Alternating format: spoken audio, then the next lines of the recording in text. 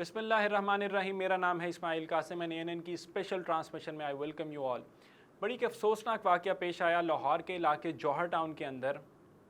एक मुबैना बम धमाके के अंदर अब तक की इत्तलात के मुताबिक 3 अफराद जो हैं वो जाँ बहक हो चुके हैं और 13 जो हैं वो ज़ख्मी हालत में हस्पताल में मुंतकिल कर दिया गया है। IG पंजाब ने वाक़े का नोटिस ले लिया और CCPO को हिदायत की है कि जल्द अज जल्द जो इब्तदाई रिपोर्ट है उसको पेश किया जाए।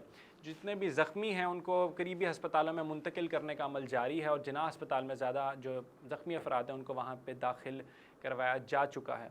अब यहाँ पे 2-3 सवालात उठते हैं कि इस इतना अरसा गुज़रा पाकिस्तान का, हमने देखा कि हम पिछली दहाई के अंदर हम इन्हीं बम धमाकों से लड़ते रहे और इन्हीं हालात के अंदर हम फंसे रहे और एक खौफो मतलब ऐसा खौफ था जो कि पूरी कौम पर तारी रहा था। लेकिन उन वाक़यात उन हालात से हम निकल कर आगे आ चुके थे और हर तरफ कहते हैं पीस था, मतलब ऐसा कोई वाक़या सामने नहीं आ रहा था। आज ही क्यों और ऐसी जगह पे क्यों? एक और मतलब बड़ी एक अजीब सी स्पेकुलेशन है, नॉट स्पेकुलेशन बल्कि रियलिटी है कि हाफिज़ सईद की जो रिहाइश गाह है उससे ये बिल्कुल चंद मिनटों दूर है जहाँ पे ये बम धमाका हुआ है। तो क्या दोनों चीज़ों में कनेक्शन है या नहीं? दूसरी चीज़ यहाँ पे आती है कि फट ऑफ ग्रे लिस्ट से हम देखते हैं कि पाकिस्तान जैसे ही निकलने लगता है साथ ही कोई ना कोई ओछा हथकंडा है जो कि भारतीय हुकूमत जो है वो उसको इस्तेमाल करती है कि पाकिस्तान को इससे निकलने ना दिया जाए। यहाँ पे मैं आपको बताता चलूँ कि फट ऑफ ग्रे लिस्ट में एक बेसिक जो एक आइडिया है, जो एक बेसिक लॉ है, जो एक बेसिक शिक है, वो ये है कि आप टेरर फंडिंग नहीं कर सकते। अब टेरर फंडिंग स्पेसिफिकली का मकसद क्या है कि आप देखें यही बम धमाके जो हैं टेरर फाइनेंसिंग के अंदर आते हैं ना, तो क्या ये भारत की तरफ से एक ओछा हथकंडा इस्तेमाल किया गया? ये एक और आइडिया। तीसरी चीज़ जो कि सामने आती है वो ये है कि क्या अमेरिका को पाकिस्तान का एब्सोल्युटली नॉट कहना अमेरिका को हज़म नहीं हुआ है?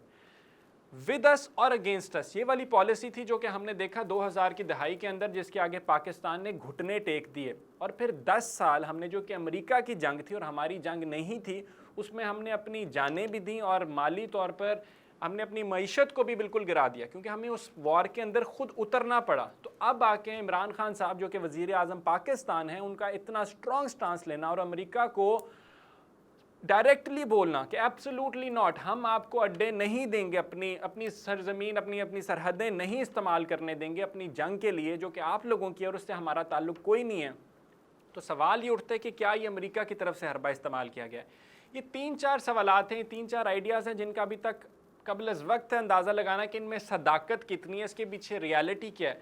एक और आइडिया भी यहाँ पे सबसे इनिशियली रिपोर्ट जो कि ज़ाहिर हुई, जो कि शेयर की गई, वो ये थी कि शायद कोई सिलेंडर का धमाका है। लेकिन मेरी सोच, जितना मेरा नॉलेज है, वो एक सिलेंडर का धमाका मुझे इतना ही ज़्यादा मतलब ग्रेविटी देखें आप धमाके की कि ना सिर्फ पूरा घर तबाह हो गया बल्कि इर्द गिर्द के पूरे इलाके के अंदर जितने भी जो पास उनकी बिल्डिंग्स हैं उनकी शीशे टूट गए हैं। बाहर हम देखते हैं एक एनी शाहिद एक वीडियो सर्कुलेट कर रही है, अगेन जो कि हम कंफर्मेशन नहीं दे सकते, लेकिन उस औरत के मुताबिक जो कि वीडियो आपकी फुटेज स्क्रीन पे आपको नज़र भी आएगी, वो ये कहती हमें सुनाई दे रही हैं कि यहाँ पे एक मोटरसाइकिल आया जो कि इस रहाइशगाह के बाहर आके खड़ा हुआ और मैं बोलती रही कि ये कौन है, क्यों खड़ा किया, क्योंकि उनको शायद कोई डाउट हो रहा था और इवेंचुअली वो ब्लास्ट कर गया।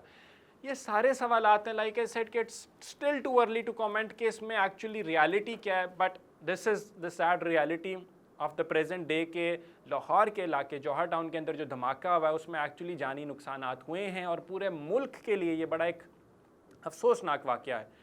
आगे क्या होता है आपको कम्प्लीटली एक्चुअल फैक्ट्स के उनसे आगाह करने की कोशिश करेंगे। For now this is me Ismail Qasim signing out, until next time, अल्लाह हाफ़िज़।